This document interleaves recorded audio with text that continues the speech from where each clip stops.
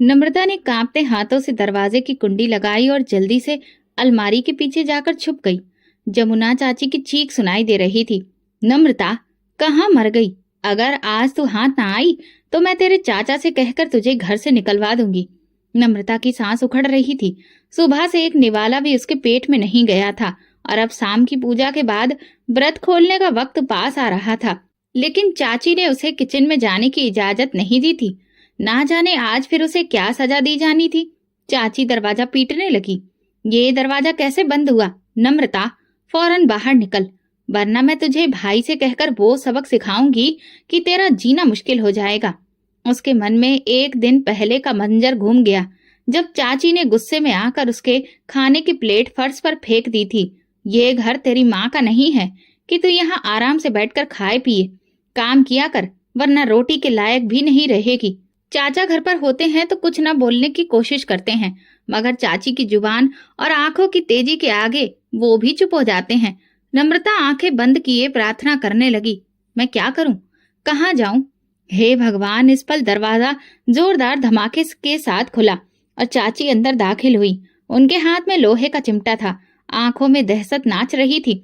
यहाँ छुपी थी तू? आज देखती हूँ तू कैसे भागती है। नम्रता ने दीवार के साथ लगकर खुद को बचाने की कोशिश की, मगर चाची ने उसका बाजू जोर से खींचा। तू क्या समझती है, पूजा पाठ करने और व्रत रखने से तू देवी बन जाएगी? ये सब ढोंग है। जाकर बर्तन धो, और हाँ, व्रत खोलने के लिए कुछ भी मत मांगना, समझी? नम्रता ने पलकों पर आंसुओं का बोझ लेते हुए सिर झुकाया। वो जानती थी कि अब बोलने का कोई फायदा नहीं, मगर जब चाची ने उसे धक्का देकर किचन की तरफ धकेला तो उसका सब्र टूट गया। चाची, भगवान के लिए मैंने आज व्रत रखा है, कम से कम पानी ही दे दो। चाची की आंखों में खून उतर आया। पानी चाहिए तुझे? जा, बाहर निकल और आसमान की तरफ मुंह उठाकर मांग, देखती हूँ तेरा भगवान तुझे पानी कैसे देता है।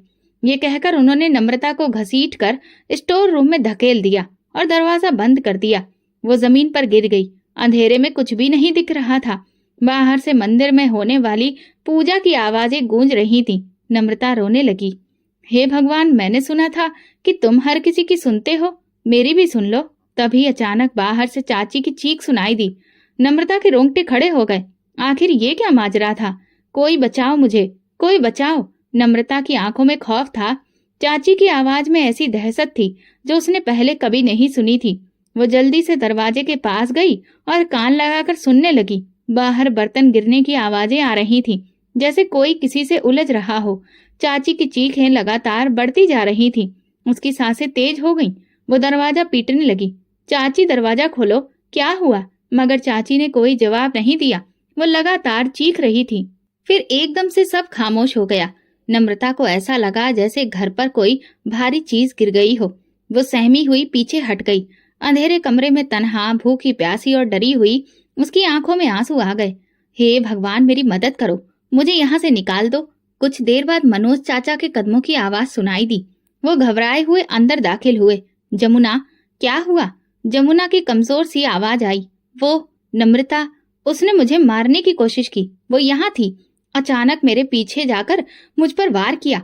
मैं किसी तरह बची हूँ। नम्रता को तो यकीन नहीं आया कि चाची उस पर इल्जाम लगा रही है। वो तो खुद यहाँ बंद थी। चाचा की आवाज लड़खड़ा रही थी। क्या?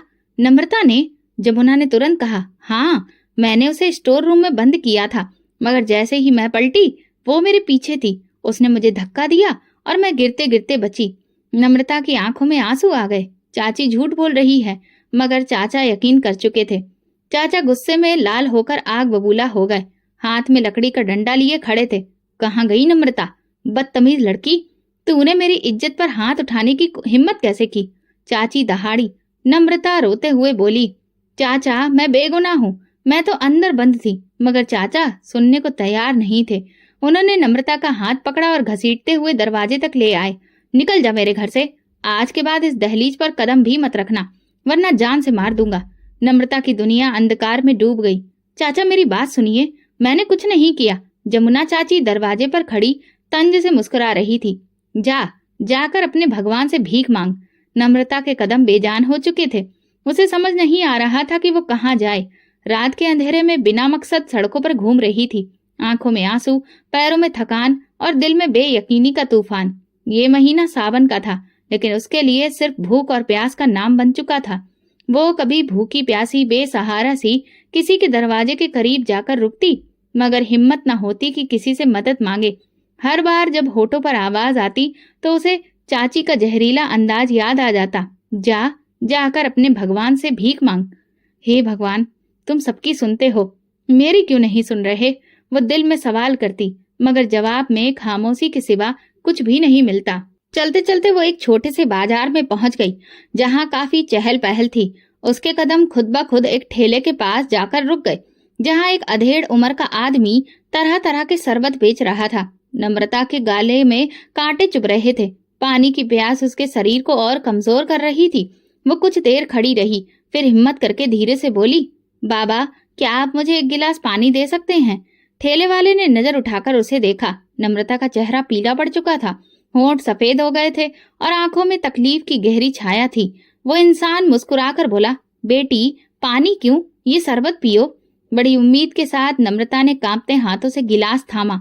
खुशबूदार शरबत की ठंडी बूंदें उसके होंठों से टकराईं और जैसे ही उसने पहला घूंट पिया, एक अनजानी बेहोशी उस पर छा गई।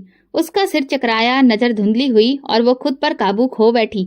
बाबा, ये मुश्किल से नम्रता के होठों से कुछ शब्द निकले, मगर अगले ही पल सब ढेर हो गया। ठेले वाले ने जल्दी से देखा, फिर दौड़कर नम्रता को सहारा दिया। चलो, काम हो गया। वो ठेले वाला अपने आसपास की नजरों से बचते हुए उसे जल्दी से अपने ठेले के पीछे ले गया। जल्दी करो, इसको बोरी में डालो, उसने किसी से कहा। एक औरत, जो शायद उसकी पत्नी थी, फौरन आगे बढ़ी और नम्रता के बेहोश शरीर को देखकर बोली, बड़ी खूबसूरत है, अच्छा माल है। पहले वाला हंसने लगा। हाँ, और ऐसे माल की अच्छी कीमत मिलेगी। जल्दी करो, इसे बोरी में डालकर ले चलते हैं। नम्रता नहीं जानती थी कि उसके साथ क्या हो रहा है और ना ये कि उसकी किस्मत उसे कहाँ ले जा रही है। रात के अंधेरे में दो जालिम हाथ उसे उठाकर पता नहीं कहाँ ले जा रहे थे। उसकी बेहोशी धीरे धीरे कम हो रही थी। उसके सिर में बहुत दर्द था और आंखें खोलने की कोशिश में जैसे ही रोशनी की तेज चमक ने उसे चौंकाया, उसका पूरा शरीर बोझिल हो गया, जैसे वो किसी भारी चीज में लिपटी हो। वो अपने दिमाग पर जोर दे रही थी, लेकिन सब कुछ धुंधला था। जाग गई, एक गहरी मर्दाना आवाज ने उसके कानों में जहर घोल दिया। नम्रता का दिल जोर से धड़कने लगा। उसने कमजोरी के बावजूद हरकत करने की कोशिश की, मगर जैसे ही उसने पलटना चाहा, उसे एहसास हुआ कि वो एक बोरी में कैद है। छोड़ो मुझे, मैं कहाँ हूँ? वो चिल्लाई, मगर किसी ने उसकी आवाज पर ध्यान नहीं दिया। बस चुप कर, ज्यादा आवाज निकली तो तेरी कीमत गिर जाएगी। एक औरत की बेरहम आवाज सुनाई दी। डर के मारे नम्रता का बदन कांप उठा। उसने बोरी के अंदर से हाथ निकालने की कोशिश की, मगर उसके हाथ रस्सियों से बंधे थे। ये सब क्या है? कौन हो तुम लोग? आंखों में आंसू लिए वो प्रार्थना करने लगी। ठेले वाले ने ठहाका लगाया, अरे लड़की, हम तो सिर्फ व्यापारी हैं, हमारा काम खरीद फरोख्त है और आज किस्मत ने हमें तेरा जैसा कीमती माल दे दिया है। नम्रता का दिल जोर से धड़कने लगा। नहीं, मुझे जाने दो, भगवान के वास्ते मुझे छोड़ दो। ठेले वाले की बीवी ने जहरीले अंदाज में हंसते हुए कहा, भगवान का कोई वास्ता नहीं होता, सिर्फ रुपए का वास्ता होता है। नम्रता अब समझ चुकी थी कि वो किसी बहुत बड़ी मुसीबत में फंस चुकी है। ठेले वाले ने बोरी को घसीट कर जमीन पर पटका। वो अभी आने वाला है, वो ले जाएगा इसे। नम्रता की चीखों से कमरा गूंज उठा। उसे कुछ समझ नहीं आ रहा था क्या हो रहा है। हाँ ठीक है, जवान है, खूबसूरत है, कमाल का माल है। 5,000 दे सकता हूँ, एक आदमी बोला। 5,000? ठेले वाला झट से बोला, ये इतनी आसानी से नहीं मिलने वाली, कम से कम 7,000 दो। नम्रता घबरा गई। ये लोग उसे बेच रहे थे जैसे वो कोई जानवर हो। अच्छा, 6,000? ये आखिरी कीमत है, उस आदमी ने हाथ में नोटों की गड्डी लहराते हुए कहा। ठेले वाला और उसकी पत्नी नोटों को चमकती आंखों से देख रहे थे। ठीक है, ले जाओ इसे। नम्रता ने चीखने की कोशिश की, मगर उस आदमी ने उसके मुंह पर हाथ रख दिया। बस, अब चुप, अब तेरा मालिक मैं हूँ। अंधेरे में उसे घसीट कर गाड़ी में डाल गया। गाड़ी के शीशे काले थे और बाहर कुछ नजर नहीं आ रहा था। कई घंटे बाद जब नम्रता को होश आया तो वो एक बंद कमरे में थी। रोशनी धीमी थी, मगर जो कुछ उसने देखा वो उसके दिमाग पर बिजली बनकर गिरा। सामने दीवारों पर रंगीन पर्दे झूल रहे थे, जमीन पर जगह जगह कालीन बिछे थे और कमरे के बाहर औरतों की धीमी हंसी और मखौल की आवाजें आ रही थीं। नम्रता ने कांपते हाथों से दरवाजे को धक्का दिया, मगर वो बंद था। अचानक बाहर से आवाज आई, ये नई लड़की है, आज रात इसका पहला ग्राहक आएगा। नम्रता का पूरा शरीर कांप गया। वो किसी कोठे पर थी। उसकी जिंदगी एक नरक बन गई थी। हर रात जब कोई ग्राहक उसके कमरे में दाखिल होने की कोशिश करता तो वो चिल्ला उठती, मेरा भगवान मुझे बचाएगा।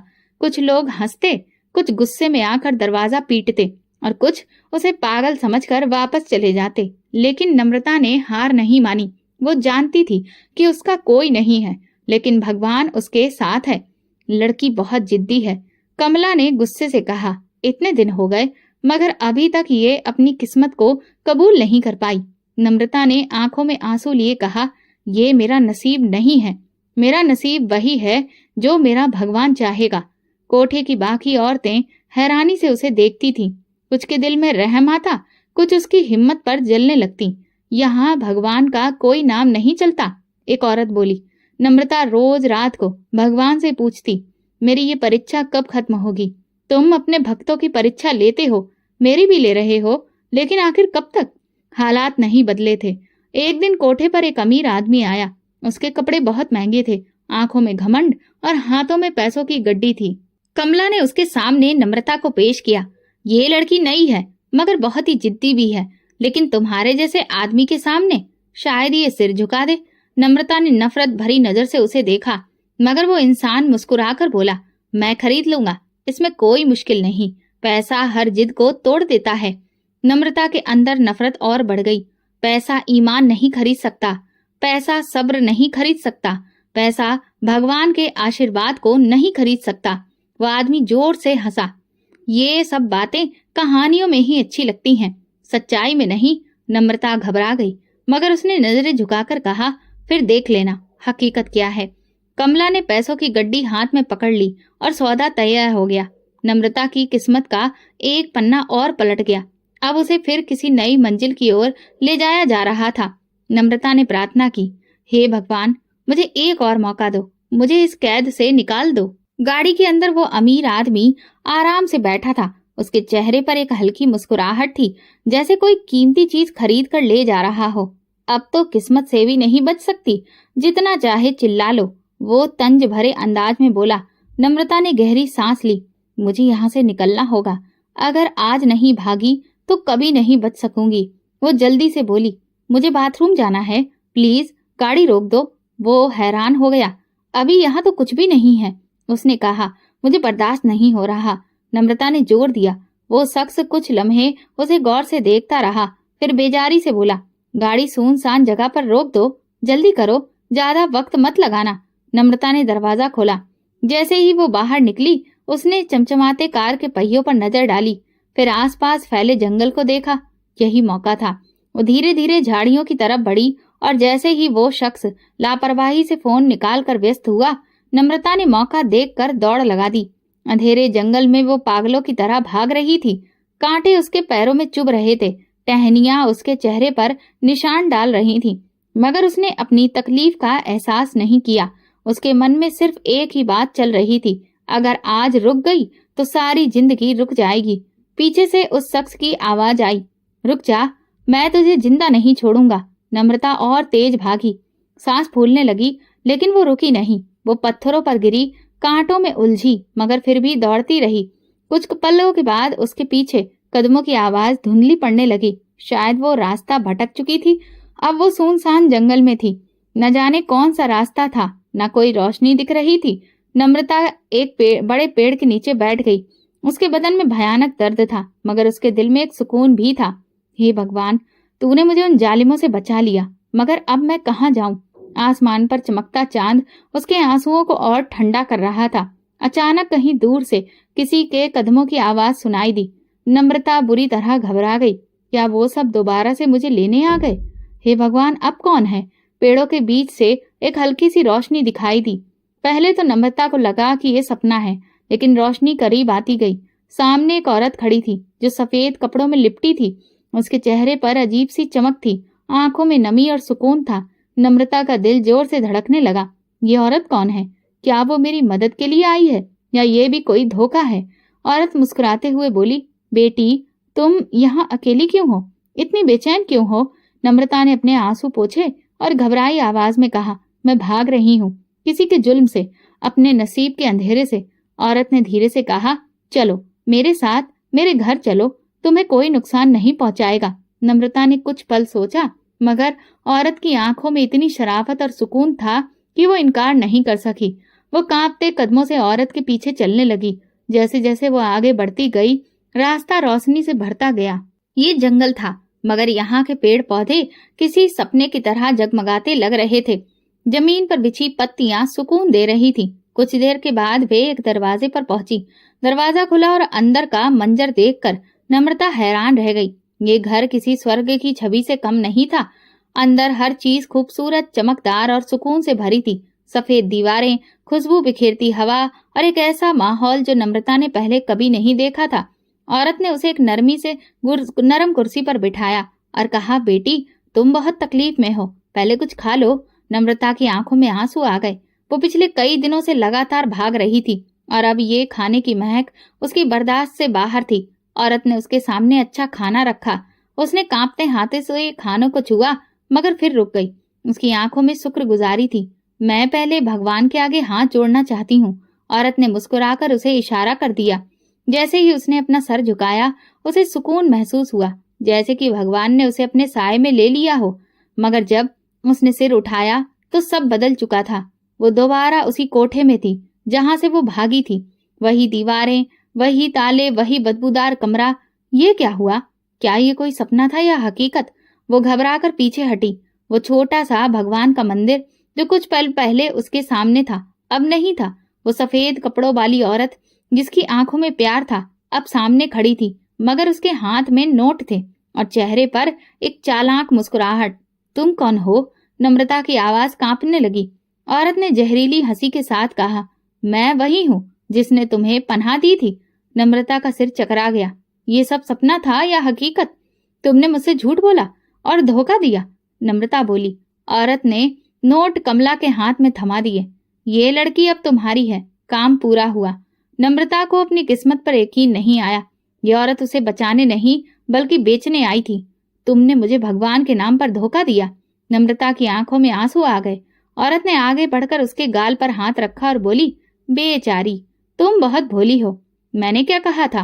भगवान सबको बहुत देता है, मुझे भी दिया है, इन नोटों की शक्ल में। नम्रता के पैरों तले से जमीन खिसक गई। वो समझी थी कि भगवान ने उसकी सुन ली, लेकिन यहाँ तो एक और ही जाल बिछा था। कमला ने आगे बढ़कर नम्रता का बाजू जोर से पकड़ा। अब यहाँ से भागने की कोशिश मत करना, अब तू हमारी जागीर है।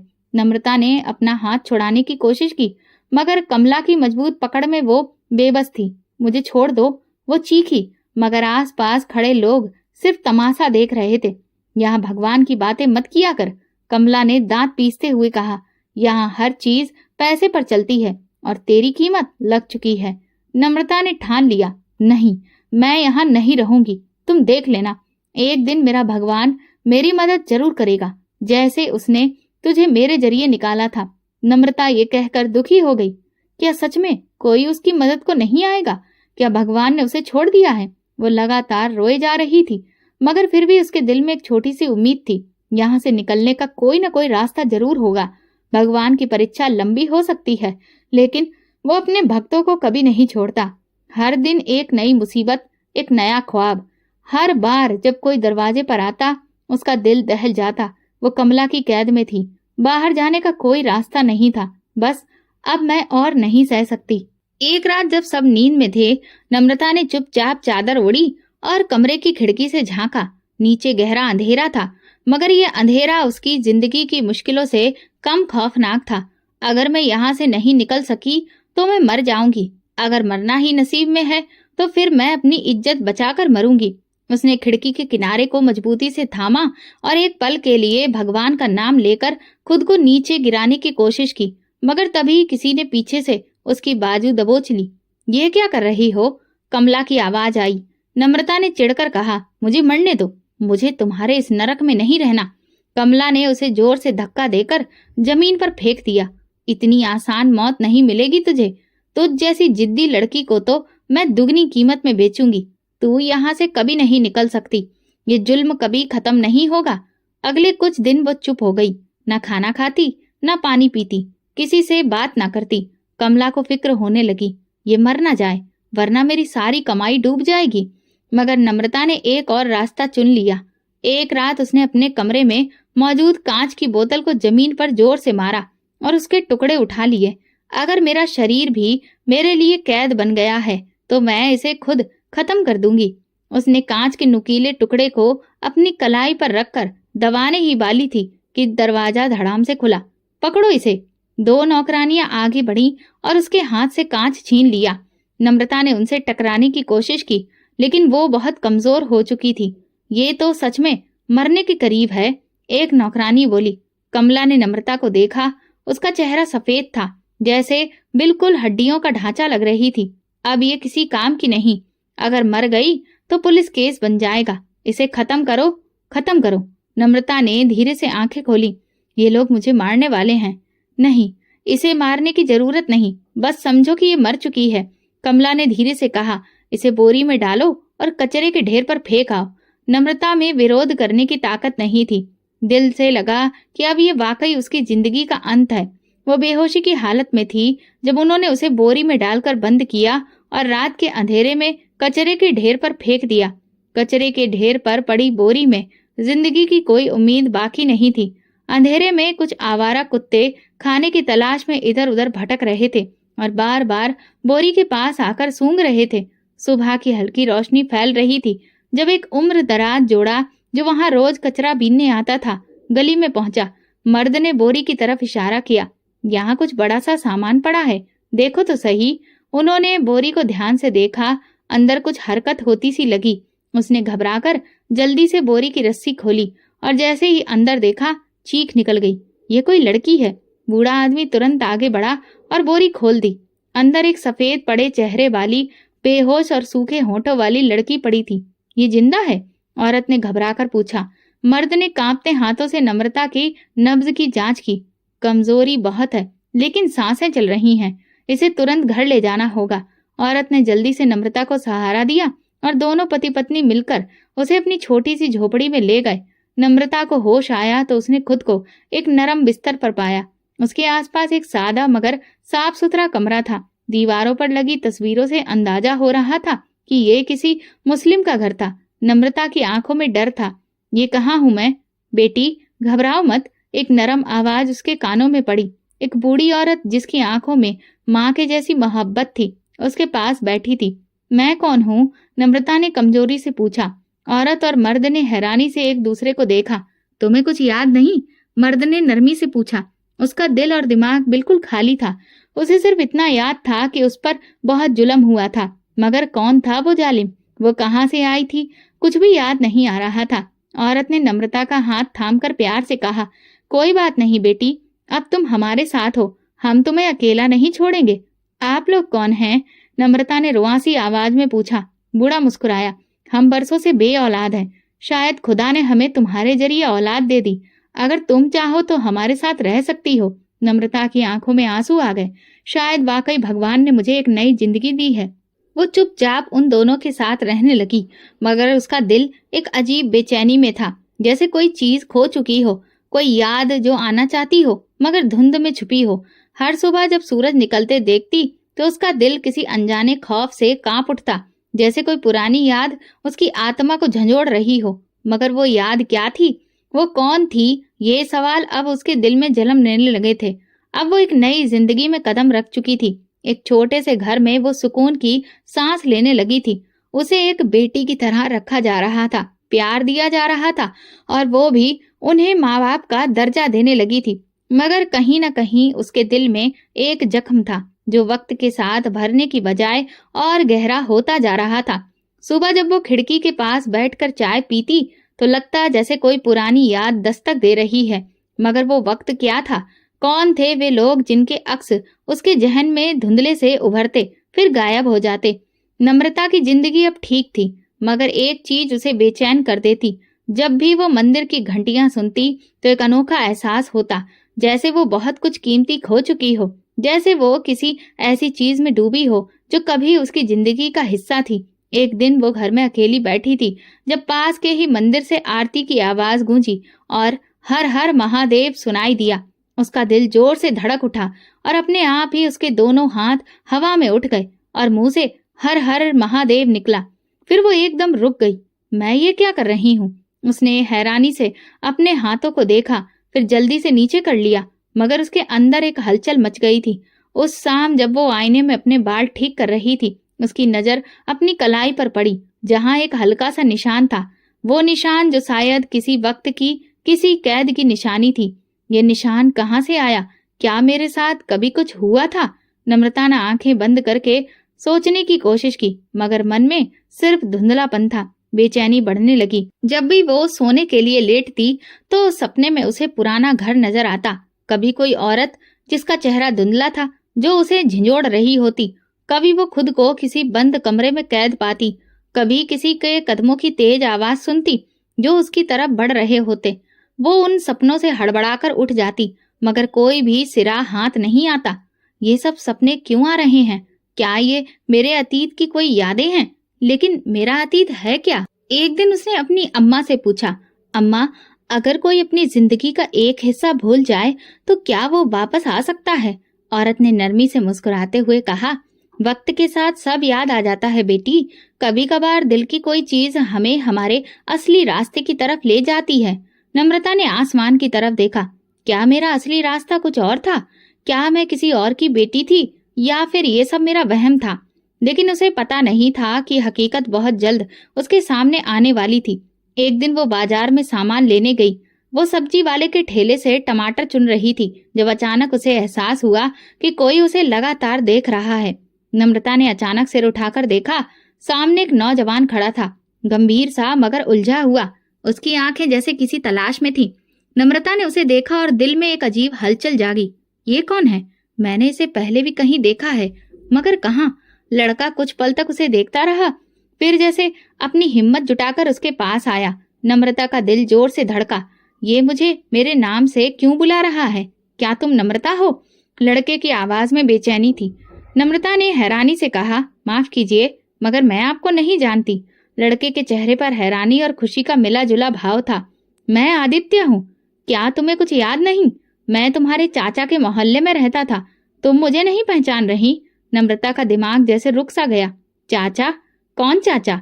मेरा तो कोई चाचा नहीं। वो पीछे हटने लगी, मगर जैसे ही उसने कदम पीछे रखा, उसके मन में एक धुंधला मंजर उभरा। एक पुराना घर, आंगन और वही लड़का जो छत पर खड़ा कभी दूर से उसे देखा करता था, कभी चाचा की डांट से डर के मारे चुपके से मुस्कुराता। नम्रता ने अपनी कनपटियां दबा ली। ये क्या हो रहा है मुझे? क्यों चक्कर आ रहे हैं? आदित्य ने परेशानी से सहारा देने की कोशिश की। नम्रता, तुम्हें क्या हुआ? नम्रता ने घबराकर अपने हाथ झटक दिए। मैं आपको नहीं जानती, मुझे मत रोको। वो तेजी से बाजार से निकल गई, लेकिन आदित्य पीछे आया। नम्रता, रुक जाओ, मैं तुम्हें सब बता सकता हूँ। नम्रता ने कानों पर हाथ रख लिए। ये कौन है? क्या कह रहा है ये? मैं कौन हूँ? बाजार के शोर में उसकी आवाजें तेज हो रही थी। तभी फिर से मंदिर की घंटी सुनाई दी। अचानक उसके मन में एक और तस्वीर उभरी और उसके कदम रुक गए।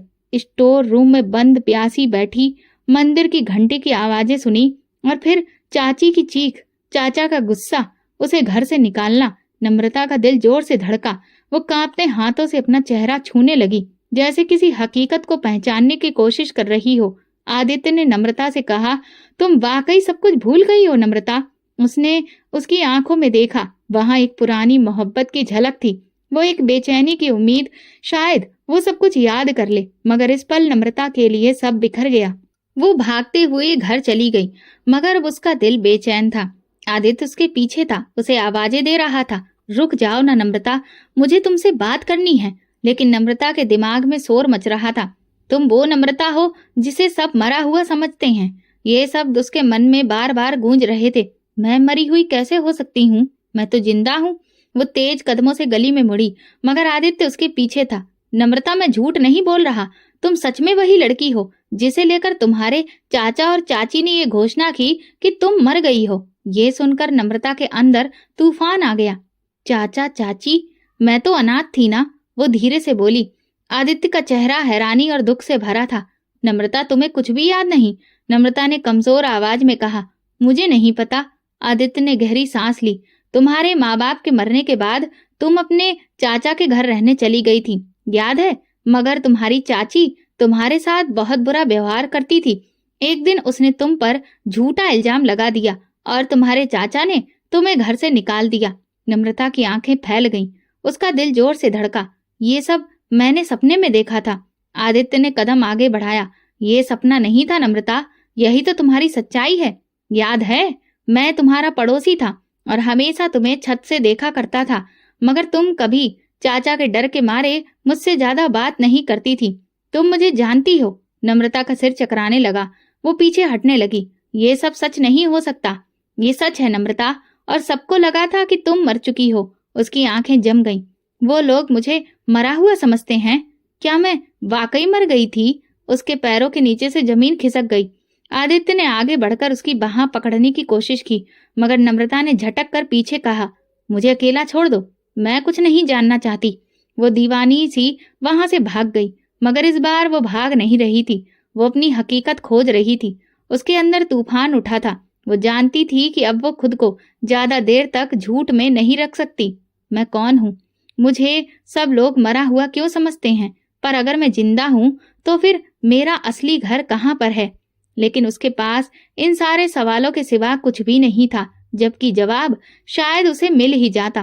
पुलिस अफसर पहले तो सब सुनकर हैरान हुआ, लेकिन जब आदित्य ने पूरी बात सुनाई तो नम्रता के अतीत के बारे में जानकर ये मामला गंभीर हो गया। अगर ये सच है तो ये बहुत बड़ा जुर्म है।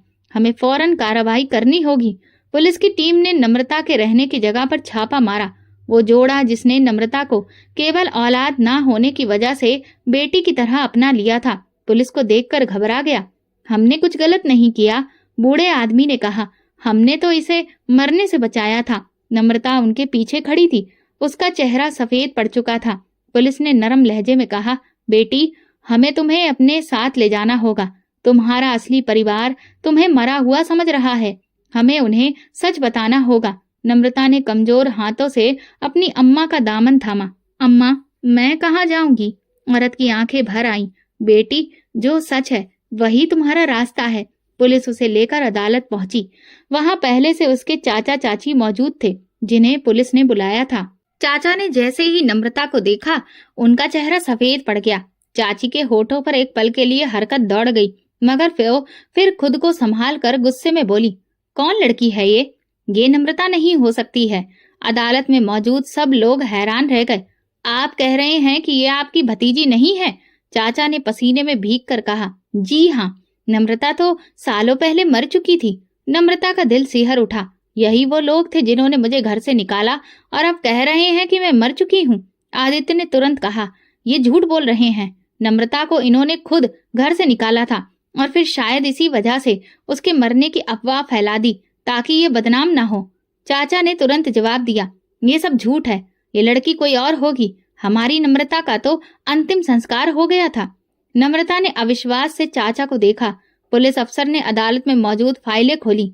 ये मामला बहुत गंभीर है। नम्रता के मरने की कोई सरकारी रिपोर्ट दर्ज नहीं थी और ये भी साबित हो चुका है कि वो इनके घर में रह रही थी। नम्रता के हाथ ठंडे पड़ गए। अगर अदालत ने मेरी पहचान को नहीं माना तो फिर मैं कहाँ जाऊंगी? मगर उसी वक्त एक ऐसा सबूत सामने आने वाला था जो सब कुछ बदल कर रख देगा। जज ने पूछा, तुम कुछ कहना चाहती हो? उसने कांपते हाथों से मुट्ठी बंद की। आज उसके पास मौका था कि वो अपने हक में बोले, अपने साथ हुए जुल्म को दुनिया के सामने लाए। उसने गहरी सांस ली और हिम्मत जुटाकर बोली, मेरा नाम नम्रता है। मैं मरी नहीं हूँ, मैं जिंदा हूँ और आज सच बताने के लिए यहाँ खड़ी हूँ।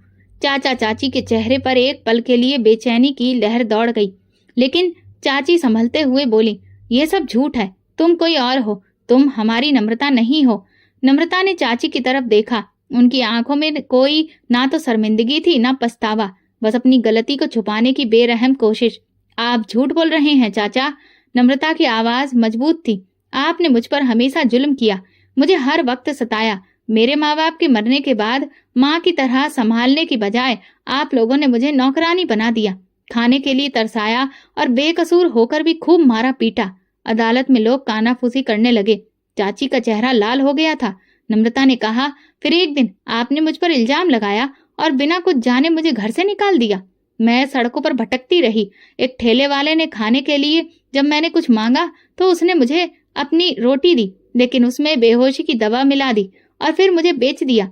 चाचा ने हैरानी से आंखें फैलाई, जैसे पहली बार उन्हें एहसास हो रहा हो कि उन्होंने क्या किया था। मैं कोठे पर बेची गई, वहां जुल्म सहती रही, वहां से निकलने की कोशिश की, लेकिन फिर मुझे धोखा मिला। जब मैंने अपनी जिंदगी खत्म करने की कोशिश की तो मुझे कचरे में फेंक दिया गया। नम्रता की आंखों में आंसू थे, लेकिन उसकी आवाज मजबूत थी। चाची ने तुरंत कहा, ये सब झूठ है, हमने इसे घर से नहीं निकाला, हमें तो लगा था कि ये मर गई थी। पुलिस अफसर ने जज की तरफ फाइल बढ़ाई। सर, हमारे पास गवाह मौजूद है कि नम्रता को उनके घर में आखिरी बार देखा गया था। ये बात भी साबित हो चुकी है कि उनके घर से निकलने के बाद वो कोठे पर पहुंच गई, जहां से उसे एक मुस्लिम जोड़े ने मुर्दा समझकर बचाया। ये सब इत्तेफाक नहीं हो सकता। चाचा के माथे पर पसीना आ गया। वो बेचैनी से चाची की तरफ देखने लगे, जैसे उन्हें एहसास हो गया हो कि उन्होंने कितनी बड़ी गलती कर दी। नम्रता ने उनकी तरफ देखा। चाचा, आपने एक बार भी सच्चाई जानने की कोशिश नहीं की। आपने सिर्फ चाची की बात सुनी और मुझे घर से निकाल दिया। चाचा की आंखों में आंसू आ गए। उन्होंने सर झुका लिया, जैसे कि उन्हें अब अपनी गलती का एहसास हो चुका था, मगर अब तो बहुत देर हो चुकी थी। जज ने कहा, ये केस पूरी तहकीकात के लिए खोला जाएगा, लेकिन जो सबूत हमारे सामने हैं वो साफ दिखाते हैं कि नम्रता सच कह रही है। नम्रता अब सुकून में थी। आज उसने अपनी सच्चाई दुनिया के सामने रख दी थी और अब इंसाफ का पहला कदम उठ चुका था। अदालत के फैसले के बाद नम्रता को कानूनी तौर पर उसका असली नाम और पहचान वापस मिल गई। वर्षों बाद उसका वजूद एक बार फिर से सबके सामने था। वो लड़की जिसे सबने मरा हुआ मान लिया था, आज जिंदा साबित हो चुकी थी। अब उसे एक नई जिंदगी मिली थी, लेकिन उसके दिल में एक अजीब सी बेचैनी थी। क्या सच में ये सब खत्म हो चुका है? क्या मेरी मुश्किलें अब भी बाकी हैं? कुछ दिन के बाद आदित्य की माँ अपने बेटे के साथ नम्रता के घर आईं। वो एक नेक औरत थी। नम्रता की जिंदगी की मुश्किलों को जानने के बाद उन्होंने फैसला किया कि वो उसे अपनी बहू बनाएंगी। बेटी, तुम्हारी जिंदगी ने बहुत बुरा वक्त देखा है। अब हम चाहते हैं कि तुम्हें सुकून मिले। अगर तुम तैयार हो तो हम तुम्हें अपनी बहू बनाकर ले जाना चाहते हैं। आदित्य ने हमेशा तुम्हारी इज्जत की है, वो तुम्हें खुश रखेगा। नम्रता ने हैरानी से उन्हें देखा, फिर खामोशी से नजरें झुका ली। ये वही आदित्य था जो बचपन में उसके मोहल्ले में रहता था, हमेशा उसका हाल चाल पूछता था, जो उसे बचाने के लिए पुलिस तक गया और जिसने उसके लिए सच की लड़ाई लड़ी। नम्रता ने धीरे से सर झुका लिया। क्या वाकई में मैं खुशकिस्मत हो सकती हूँ, या ये भी कोई नया इम्तिहान होगा? उसके दिल में अब भी एक डर बैठा था। नम्रता रात को देर तक जागती रही। वो खिड़की के पास बैठी आसमान को देख रही थी। भगवान, क्या ये सच है? क्या मैं अब अपनी मुश्किलों से निकल आई हूँ? क्या मैं आम जिंदगी गुजार सकूंगी? क्या मैं भरोसा कर सकती हूँ कि ये सब एक नया धोखा नहीं होगा? क्या मैं वाकई में खुश रह सकती हूँ? अतीत की तीखी यादें उसके मन में हलचल पैदा कर रही थी। चाचा का जुल्म, कोठे की बंद दीवारें, वो जालिम दलाल और वो दिन जब उसे कचरे के ढेर में फेंका गया था। उसे याद आया कि कैसे उसने हर मुश्किल वक्त में भगवान को पुकारा और भगवान ने कभी उसे अकेला नहीं छोड़ा। उसने भगवान से कहा, अगर ये खुशी मेरी किस्मत में है तो मैं इसे अपनाऊंगी, मगर अगर ये भी कोई नया इम्तिहान है तो उसका सामना भी मैं हिम्मत से करूंगी। उसकी आंखों में आंसू आ गए, मगर इस बार वो आंसू बेबसी के नहीं बल्कि भगवान पर भरोसे के थे। सुबह होते ही उसने जवाब देने का फैसला किया और उसका जवाब था कि वो अपने पीछे के अतीत को छोड़कर भविष्य की ओर बढ़ना चाहती है। शादी का दिन करीब आ रहा था, मगर नम्रता का दिल अभी तक किसी बेचैनी की तरफ देख रहा था और वो दिल से भगवान को पुकार रही थी। फिर शादी का दिन आया। वो तैयार होकर किसी परी की तरह लग रही थी। पंडित ने सारी रस्में शुरू की और जैसे जैसे एक एक रस्म हो रही थी, ऐसा लग रहा था जैसे बरसों का बोझ हल्का हो गया हो। आदित्य ने मुस्कुराते हुए उसकी तरफ देखा, जैसे कि वो कह रहा हो, मैंने कहा था ना, सब ठीक हो जाएगा। कन्यादान के लिए नम्रता ने उन्हें अपने माँ बाप को बुलाया, जिन्होंने उसे कचरे के ढेर से उठाकर एक नई जिंदगी दी थी, क्योंकि उसके लिए तो वही उसके असली अपने थे। उन्होंने भी खुशी खुशी अपनी बेटी को एक नई जिंदगी का सफर शुरू करने का आशीर्वाद दिया और उसे विदा कर दिया। शादी के बाद अब नम्रता में एक नया बदलाव और एक नई हिम्मत थी। अब वो बिल्कुल बदल चुकी थी। उसने अपनी कहानी को कभी भी किसी से छुपाने की कोशिश नहीं की, बल्कि अपनी कहानी को लोगों के सामने बयां करके उन्हें हिम्मत देने की कोशिश की कि जब उसने हार नहीं मानी तो फिर किसी को भी हार नहीं माननी चाहिए। और उसने भगवान का शुक्रिया अदा किया जिन्होंने हर पल उसका साथ दिया। ये कहानी सिर्फ नम्रता की नहीं थी, ये हर उस लड़की की कहानी थी जो मुश्किलों के अंधेरों में भी उम्मीद के दिए जलाने की हिम्मत रखती है। दोस्तों, अगर आपको हमारी कहानी पसंद आई हो तो फिर कमेंट करके जरूर बताइएगा। वीडियो को लाइक करें और ज्यादा से ज्यादा शेयर करें। अगर आप चैनल पर नए हैं तो सब्सक्राइब जरूर करें और हाँ, नोटिफिकेशन बेल को दबाएं ताकि अगली अपडेट सबसे पहले आपको मिले। धन्यवाद।